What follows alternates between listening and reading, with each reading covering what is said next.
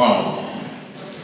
3 tuntia upeita puheita, surullisia teemoja, surullisia esimerkkejä. Jos vielä ihan muutaman minuutin jaksatte tähän loppuun ja yhden henkilökohtaisen tuokiokuvan ja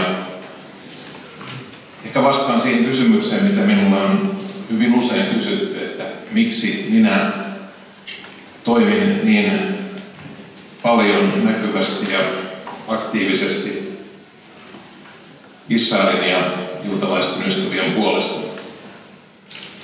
Jerusalemissa sijaitseva Vainojen museo Yad Vashem ylläpitää rekisteriä niin sanotuista vanhurskaista tai oikeamielisistä kansakuntien joukossa. Eli ei-juutalaisista henkilöistä, jotka todistetusti pelastivat juutalaisia natsien kauhuilta toisen maailmansodan aikana. Tällä hetkellä tuossa rekisterissä on 28 217 nimeä. Lähtökohtaisesti tuo vanhurskaiden lukumäärä tuntuu mittavalta, mutta kun sitä vertaa Euroopan tuolloiseen 500 miljoonan väestöön, ymmärtää, kuinka harvat eurooppalaiset auttoivat juutalaisia lähimmäisiä. Vain 0,006% väestöstä, eli yksi oikeamielinen 17 000 kansalaista kohtaan. Saksassa heitä oli vielä harvemmassa, yhteensä 651, eli yksi noin 106 000 saksalaista kohden. Tutustuin tähän rekisteriin keväällä 2007 opiskellessani Yad Vashemissa. Ja kun kuulin noita lukuja, kävimme siellä Yad Vashemin puutarhassa, jossa näitä oikeamielisiä on jotkut heistä saaneet oman puun ja heitä on nimetty ylteen sinne puutarhaan. Jouduin esittämään kysymykseen ja pohtimaan itse, että olisinko minä ollut noiden 28 217 oikeamielisen joukossa. Samaa kysyn nyt paikalla olevilta ei-juutalaisilta ystäviltä,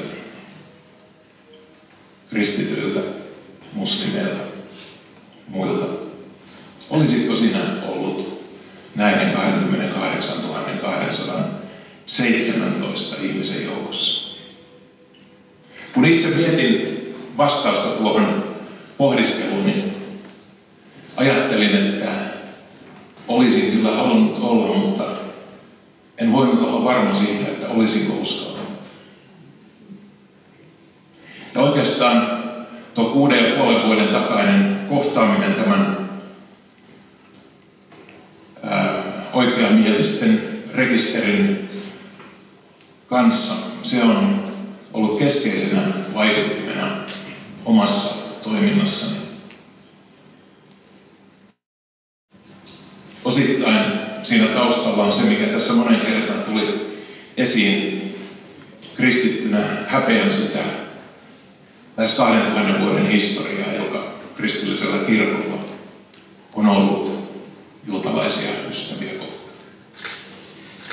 Ymmärrän, että en pysty maksamaan tuota velkaa, mutta tässä ajassa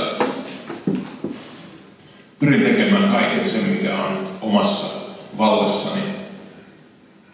Ja siihen haastan teitä kaikkia, kristittyjä, muslimeja, ehkä muitakin, joita olette täällä.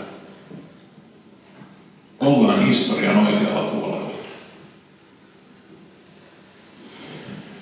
Raamatussa Ruutin kirjassa Ruut sanoo koskettavasti juutalaiselleen anopilleen Noomille, kun tämä on menettänyt poikansa ja kehottaa miniään lähtemään talostaan.